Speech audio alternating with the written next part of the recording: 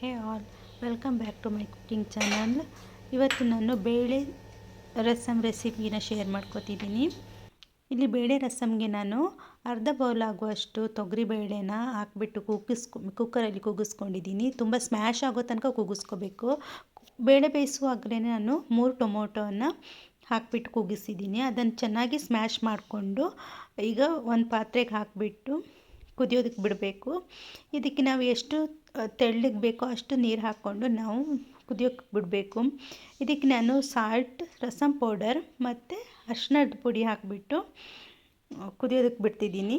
ಹೀಗೆ ಇದಕ್ಕೆ ನಾನು ಒಂದು ಚಿಕ್ಕ ಗಾತ್ರ ಆಗುವಷ್ಟು ಗೋಲಿ ಗಾತ್ರದಷ್ಟು ಹುಣಸೆ ಹಣ್ಣನ್ನು ಕೂಡ ಯೂಸ್ ಮಾಡಿದ್ದೀನಿ. ಇಲ್ಲಿ ಚೆನ್ನಾಗಿ ಕುದಿ ಬರ್ತಿರುವಾಗ ಕೊತ್ತಂಬರಿ ಸೊಪ್ಪನ್ನು ಹಾಕ್ತಿದ್ದೀನಿ ಚಿಕ್ಕದಾಗಿ ಕಟ್ ಮಾಡಿಬಿಟ್ಟು.